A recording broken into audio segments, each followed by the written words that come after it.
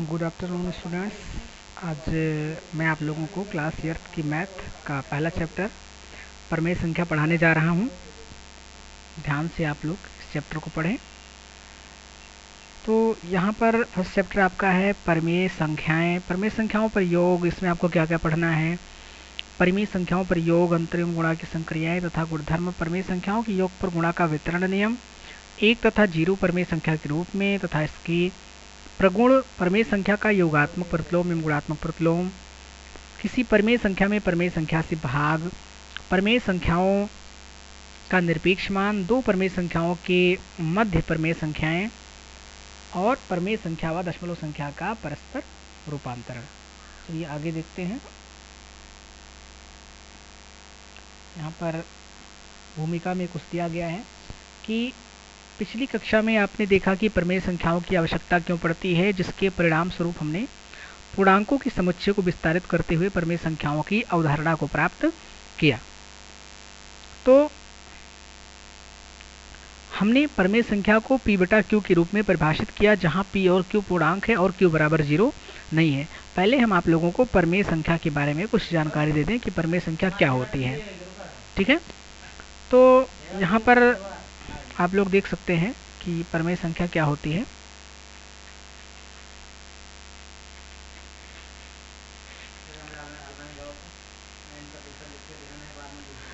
चलिए जो है प्रमेय संख्या हम लोग देख लेते हैं।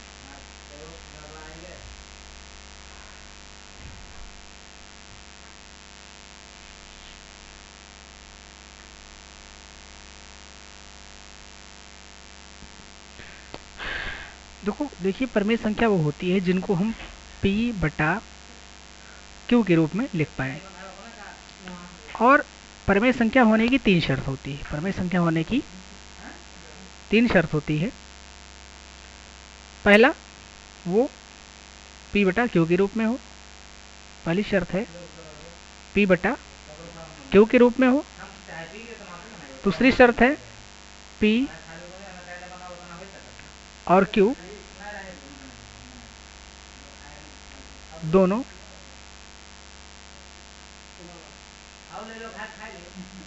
पूर्णांक हो। और तीसरी शर्त है कि q बराबर 0 नहीं होना चाहिए। ठीक है, तीसरी शर्त क्या है कि q बराबर 0 नहीं होना चाहिए।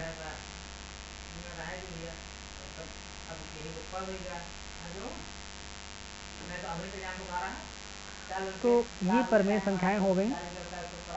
आगे चलते हैं प्रमेय संख्याओं पर संक्रियाएं। आप जानते हैं कि पूर्णांकों तथा भिन्नों पर किस प्रकार जोड़ने, घटाने, गुणा और भाग की संक्रियाएं की जाती हैं। आइए इन मूल संक्रियाओं का प्रमेय संख्याओं के संदर्भ में अध्ययन करें। ठीक है, आवाज की इश्यू हो जाती है।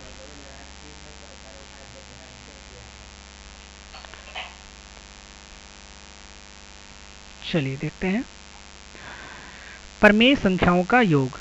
आइए समान हर वाली दो प्रमेय संख्याओं को जोड़े। मान लीजिए 3/5 और -13/5 को जोड़ना है, तो इसको हम कैसे जोड़ेंगे? यहाँ पर देख सकते हैं आप क्या लिखा है, 3/5 और प्लस -13/5 इसमें जोड़ना है। तो 5 और 5 का, यहाँ पर 5 और 5 का एलसीएम लिया जाएगा, 5 आएगा। फिर 5 एकम 5, 3 एकम 3 प्लस यहाँ पर क्या होगा, 5 जो है एलसीएम हो जाएगा 3 प्लस यहाँ पर 5 एकम 5 और -13 का नाम -13, यहाँ पर -13 हो जाएगा। फिर यहाँ पर देख सकते हैं कि धन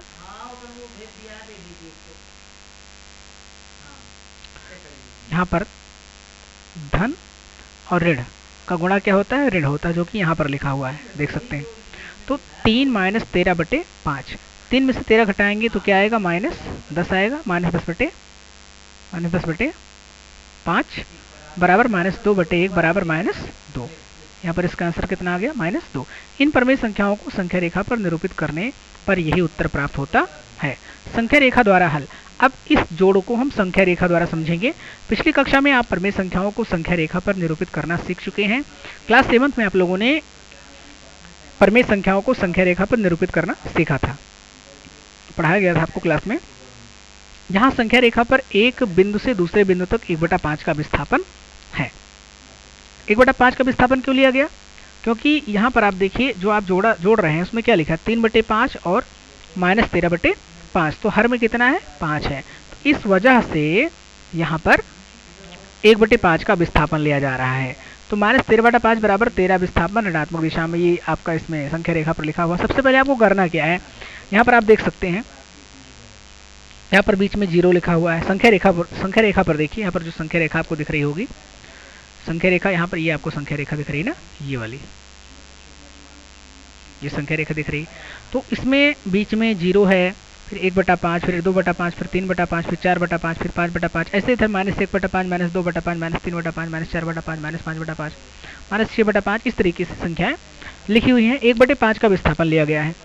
तो सबसे पहले हमको क्या करना था, सबसे पहले हमें 3/5, तो 3/5 के लिए संख्या रेखा पर हम 0 से स्टार्ट करेंगे चलना। यहाँ पर देखिए 0 से ऐसे चला गया है, यहाँ 0 से, और कहाँ पर जाकर के इसको मिलाएंगे, सबसे पहले कहाँ पहुँचेंगे, 3/5 पर। यहाँ पर देखिए 3/5 पर पहुँचे।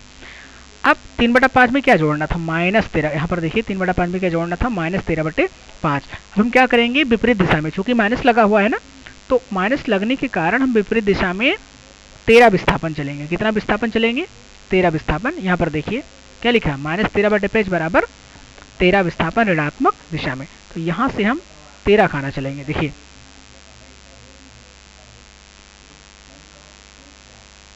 ये देखिए 1 2 3 4 5 6 7 8 9 10 11 12 13, 13 यहाँ पर इस पॉइंट पर 13 कंप्लीट हो रहा है, 13 विस्थापन कंप्लीट हो रहा है। तो यहाँ से फिर हम वापस लौटेंगे और 1 2 3 4 5 6 7 8 9 10 11 12 13 विस्थापन इधर पहुँचेंगे।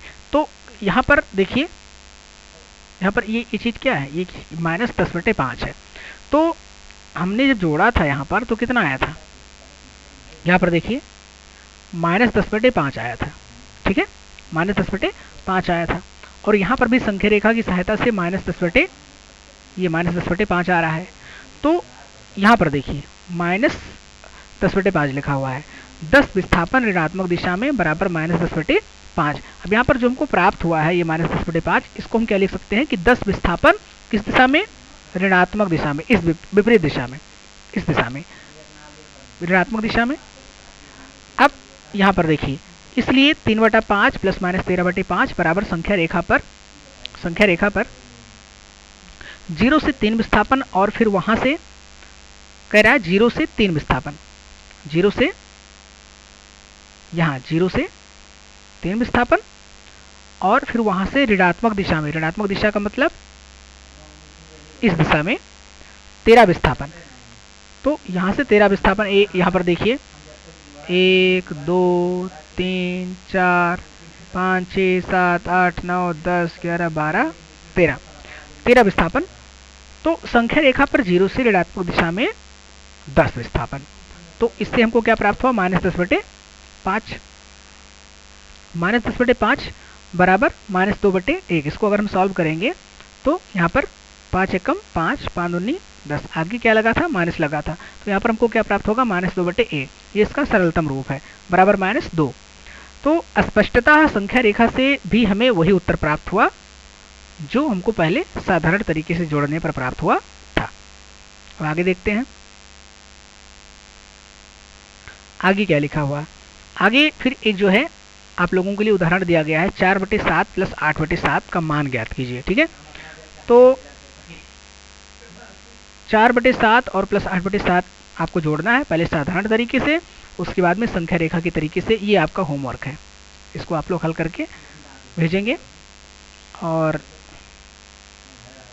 ये दूसरा क्वेश्चन है, 5/9 प्लस -4/9 का मान ज्ञात कीजिए। ये भी आपका क्या है, होमवर्क है। अब नेक्स्ट एग्जाम्पल है 5/-9 प्लस 13/9 का मान ज्ञात कीजिए। देखिए यहाँ पर कैसे जोड़ा गया है। सबसे पहले 5/-9 और बराबर, इसको क्या कर रहे हैं, इसमें जो नीचे ये -9 लिखा हुआ है, पहले तो यहाँ का माइनस खत्म करेंगे। माइनस को खत्म करने के लिए किया जाता है कि किसी भिन्न में अगर आप ऊपर नीचे माइनस एक से गुणा कर देते हैं तो नीचे से माइनस खत्म हो जाएगा और ऊपर माइनस बचेगा।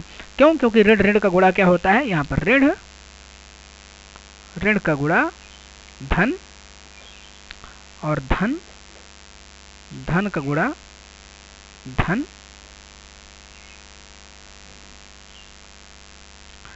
धन ऋण का गुणा ऋण और ऋण धन का गुणा ऋण। ठीक है, तो इस वजह से यहाँ पर ऋण ऋण का गुणा क्या हो गया, धन हो गया। और चूंकि अगर भिन्न का नियम है, आप हर में कुछ गुणा कर रहे हैं तो अंश में भी आपको करना पड़ेगा। तो -1 से आपने -9 में गुणा किया जो कि हर है इस भिन्न का, तो अंश जो कि 5 है उसमें भी -1 का गुणा करना पड़ेगा। तो यहाँ पर आप देख सकते हैं कि 5 का जब -1 से गुणा हुआ तो -5 हो गया, और यहाँ पर -9 का -1 से गुणा हुआ तो ऋण ऋण का गुणा धन, 9 1 का 9 हो गया। अब ऋणात्मक हर को धनात्मक करने के लिए अंश तथा हर में -1 से गुणा करने पर बगल में जब आप क्वेश्चन लगाएंगे तो जिस तरीके से यहाँ पर एग्जाम्पल में समझाया गया है वैसे आपको भी बगल में, यहाँ बगल में लिख देना है कि कैसे क्या हो रहा है। फिर देखिए, इसलिए 5/-9 प्लस 13/9 बराबर क्या हो गया, -5/9 और प्लस 13/9। 9 का एलसीएम 9 आ गया। फिर अब चूंकि हर समान है तो अंश वैसे जुड़ जाएगा, -5 और प्लस 13, -5 और प्लस 13, -5 और प्लस 13 जोड़ेंगे तो एक्चुअली में ये घट जाएगा।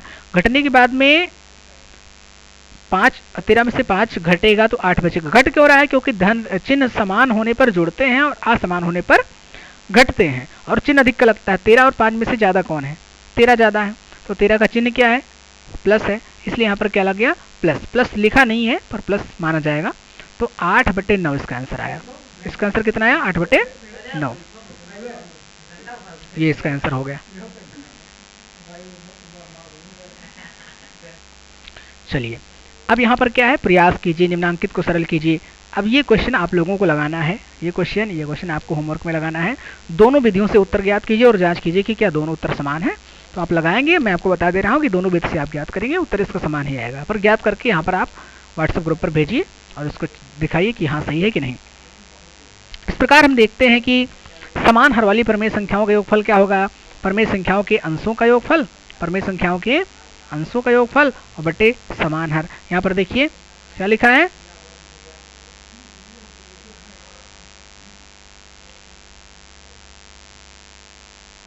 क्या लिखा है, यहाँ पर लिखा है समान हर वाली परमेय संख्याओं का योगफल बराबर परमेय संख्याओं के अंशों का योगफल बटे समान हर, बटे समान हर।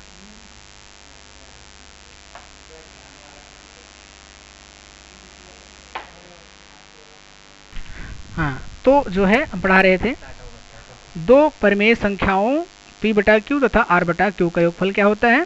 चूंकि q और q समान हर है तो इसमें p + r ऊपर जुड़ जाएगा। यहाँ पर आप देख सकते हैं, यहाँ पर चूंकि इसमें हर क्या है, समान है ना q, तो इसका q जो है एलसीएम आ गया और p + r यहाँ पर जुड़ रहे हैं। प्राप्त परमेय संख्या को सरलतम रूप में लिखते हैं। ठीक है, अब इसके बाद में देखते हैं क्या हो रहा है। इसके बाद में है परमेय संख्याओं का योग जब उनके हर समान नहीं है। यहाँ पर परमेय संख्याओं का योग है जब उनके हर समान नहीं हो। अभी तक आपने पढ़ा कि परमेय संख्याओं को जोड़ा जब उनके हर समान थे। अब आप यहाँ पर देखेंगे कि जब उनके हर समान ना हो तब क्या करेंगे। तो यहाँ पर आप देखिए, आपका क्वेश्चन दिया गया है 1/4 तथा -5/6 का योगफल ज्ञात कीजिए। तो प्रथम विधि, यहाँ पर आप देख रहे हैं ना क्या लिखा है, प्रथम विधि।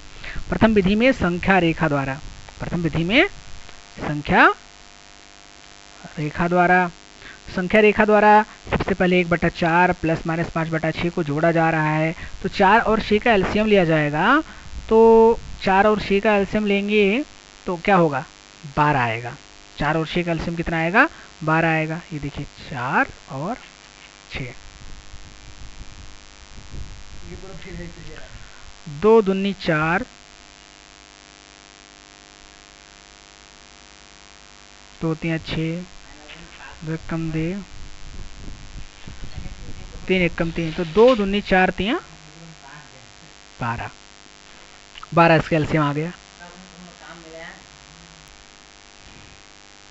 तो यहाँ पर फिर क्या हुआ कि 4 और 6 का एलसीएम 12 आ गया।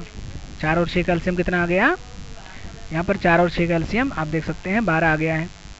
फिर 4 का पहाड़ा पढ़ना है कि 12 आ जाए, तो 4 3 12, 3 से नीचे गुणा हुआ, ऊपर भी 3 से गुणा हो रहा है, तो 3 एक कम, यहाँ पर देखिए 3 हो गया। फिर 6 दूनी 12, तो 2 से नीचे गुणा हुआ, ऊपर भी 2 से गुणा होगा। हालांकि बहुत छोटी चीज़ें हैं, आपको नहीं बतानी चाहिए, आप लोग क्लास में पहुंच चुके हैं, पर मैं एक बार बता देता हूँ। तो -5 दूनी -10। अब देखिए यहाँ पर हर समान हो गए, हर समान हो गए, तो अब इसको हम आसानी से संख्या रेखा की सहायता से हल कर सकते हैं।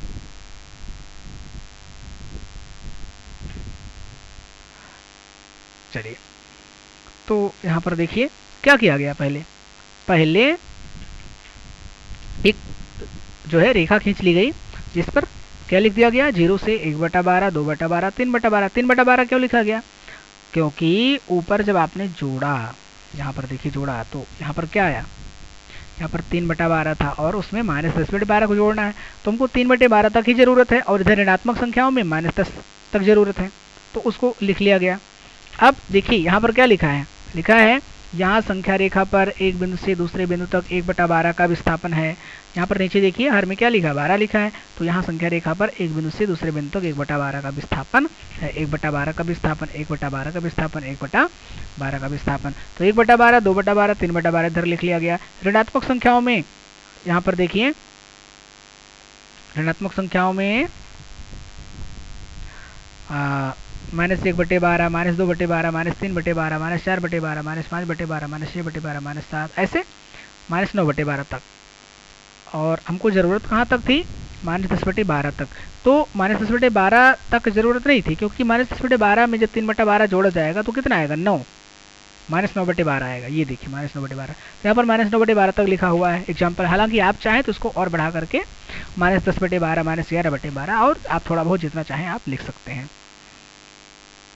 तो क्या किया गया? सबसे पहले 0 से कितना कदम चलना है? क्या लिखा था यहाँ पर? 3/12, तो आपको 3/12 तक चलना है। 1/12, 2/12, 3/12, यहाँ से देखिए संख्या रेखा गई है और यहाँ तक चलिए। अब इसके बाद में 3/12 धनात्मक दिशा में, यहाँ पर देखिए क्या लिखा है? यहाँ पर लिखा है 3/12 बराबर 3 विस्थापन। किस दिशा में? धनात्मक दिशा में। धनात्मक दिशा में ऐसा हो गया।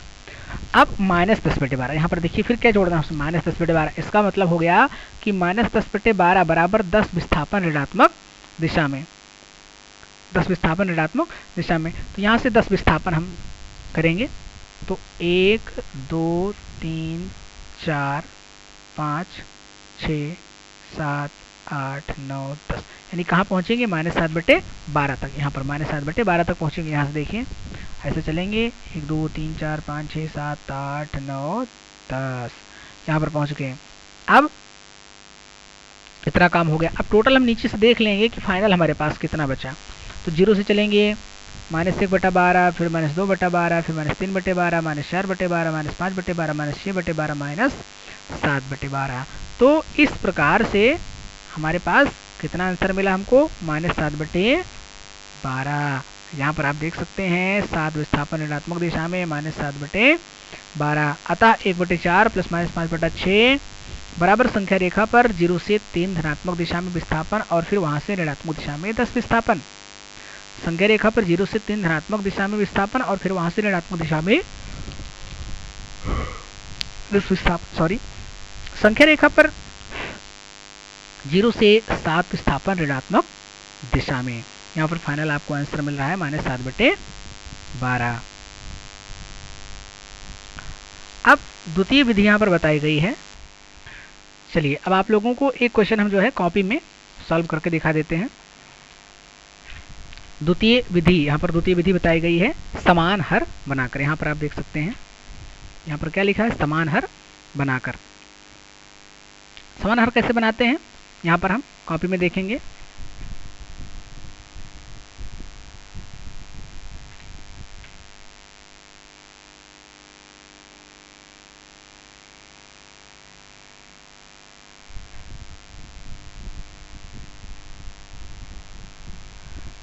चलिए कॉपी में देख लेते हैं। सबसे पहले जिससे हमारे पास मान लीजिए कोई भिन्न है, ठीक है, मान लीजिए हमारे पास भिन्न है, 1/4 और प्लस माइनस 5/6।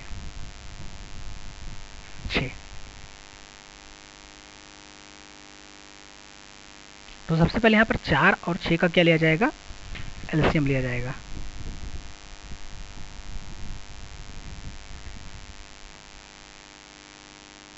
यहाँ पर 2 दूनी 4, 2 तियां 6, 2 एक कम 2, 3, 3 एक कम 3, तो 2 दूनी 4 तियां 12, 2 दूनी 4 तियां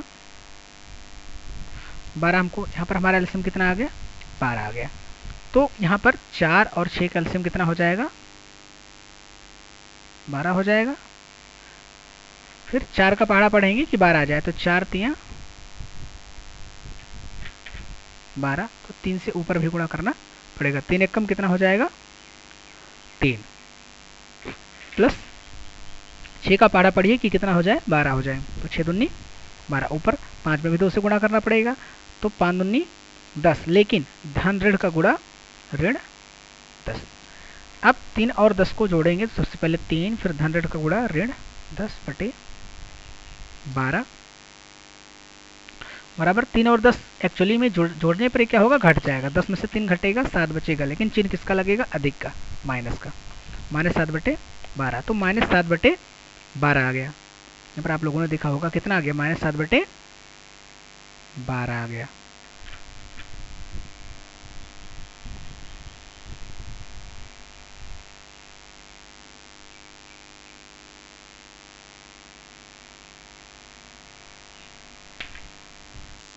चलिए, अब समान हर बनाकर भिन्नों को जोड़ना आप लोगों ने सीख लिया।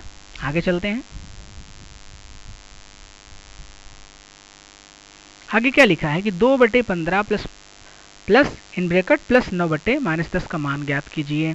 तो यहाँ पर आप देख सकते हैं, इसको जोड़ करके यहाँ पर बनाया गया है,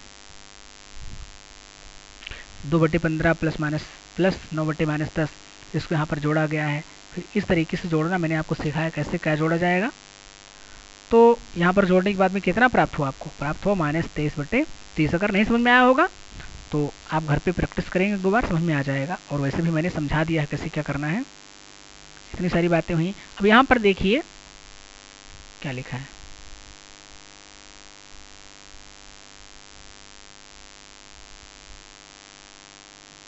यहाँ पर लिखा है प्रयास कीजिए, ठीक है, निम्नांकित को सरल कीजिए। 1 क्वेश्चन, 2 क्वेश्चन, 3 क्वेश्चन, ये भी आपका क्या है, होमवर्क है, इसे आप सॉल्व करके भेजेंगे।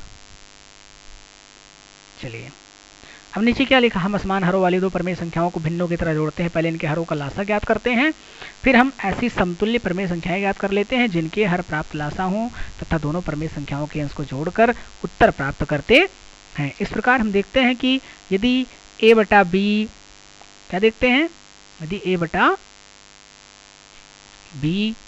यहाँ पर हम इसको, यदि a/b और c/d मानक रूप में 2 परमेय संख्याएं हैं, तो योग करने से पूर्व उन्हें क्रमशः p/q और r/q, इसका मतलब क्या हो गया, q यहाँ पर भी, q यहाँ पर भी, हरों को समान करते हैं, लासा लेकर के रूप में व्यक्त करते हैं, जहाँ पर b और d का लासा q है तथा p और r, a और c का अनुपातिक राशि है। परमेय संख्या -7/-8 और 5/-6 को जोड़ने में यदि हम भिन्नों के जोड़ने की विधि का प्रयोग करना चाहें, भिन्नों के जोड़ने की विधि का प्रयोग करना चाहें तो -8 और -6 का लासा ज्ञात करना होगा। परंतु हम जानते हैं कि केवल धन पूर्णांकों का ही लासा परिभाषित है। इस प्रकार हमें संख्याओं -7/-8 और 5/-6 का मान बिना बदले हुए हरों को धनात्मक बनाना होगा। कैसे, यहाँ पर प्रश्न उठता है, कैसे।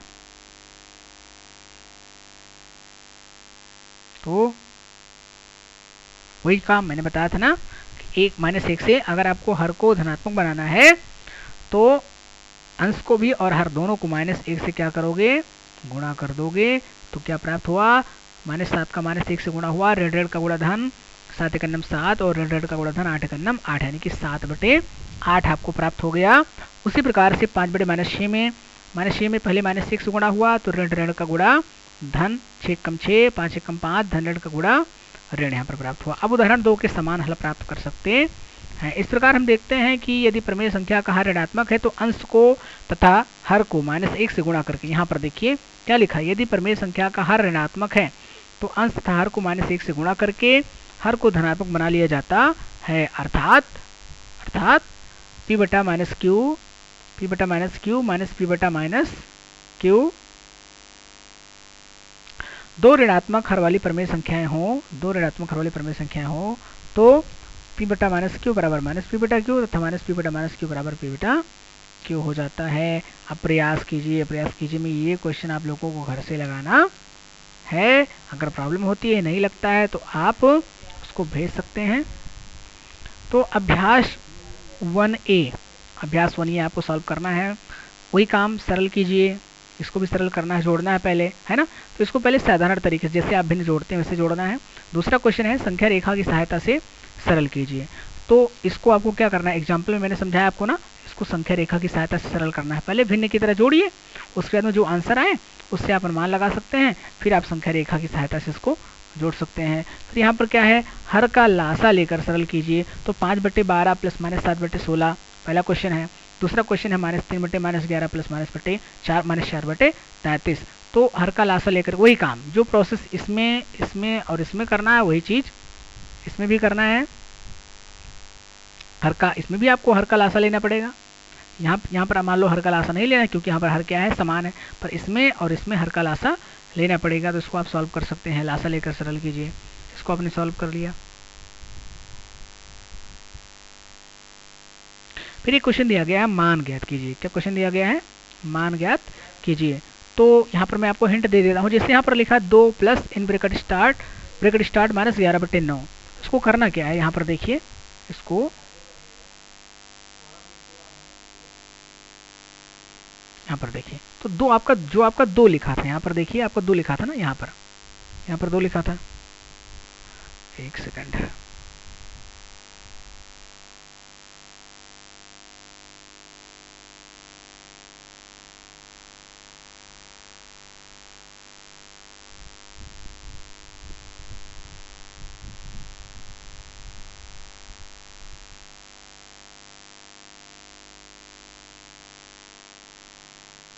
जी हाँ, यहाँ पर क्या लिखा था, यहाँ पर लिखा था 2 प्लस -11/9। तो उसको क्या करना है, 2/1 कर लेना है प्लस -11/9। अब इसमें आप 9 और 1 का एलसीएम लीजिए, उसके बाद में सेम टू सेम वैसे जैसे मैंने पहले बताया था वैसे आप इसको जोड़ सकते हैं। ठीक है, वही काम आपको करना है दूसरे वाले क्वेश्चन में। इस क्वेश्चन में -3 प्लस इन ब्रैकेट -2/-3। यहाँ पर भी आपको क्या करना है, -3/1 एक ब्रैकेट में कर लेना है, और प्लस यहाँ पर क्या करना है, -2/-3। अब इसको 1 और -3 का एलसीएम, इसमें क्या होगा, यहाँ पर ये जो आपको माइनस है, ये आपको माइनस से माइनस कैंसिल हो जाएगा, क्योंकि माइनस से माइनस को जब हम डिवाइड करते हैं तो माइनस को किससे गुणा कर दे कि माइनस आ जाए, माइनस को हम प्लस से गुणा कर दे तो माइनस आ जाएगा। धन का गुणा ऋण होता है। अब माइनस से माइनस क्या हो जाता है, कैंसिल हो जाता है, क्या बचता है, प्लस बचता है। तो इस वजह से -3/1 और प्लस, यहाँ पर अलग लिख लेते हैं, -3/1 प्लस 2/3। पहले इस क्वेश्चन को लिखिए, उसके बाद बराबर लगा के ऐसा लिखने के बाद में फिर इसको आप सॉल्व कर सकते हैं। अब आता है प्रमेय संख्याओं की योग के प्रगुण। पहला प्रगुण है संवरक प्रगुण। अभी अगली वीडियो में आपको संवरक प्रगुण पढ़ाएंगे। इतना होमवर्क आप लोगों को जो दिया गया है उसको आप सॉल्व करिए, सॉल्व करके व्हाट्सएप ग्रुप पर भेजिए, और जो चीज़ें जो पॉइंट आपको समझ में नहीं आया है उसे आप वहाँ पर कमेंट करिए, पूछिए, आप लोगों को बताया जाएगा, उसका निराकरण समाधान किया जाएगा। Thank you.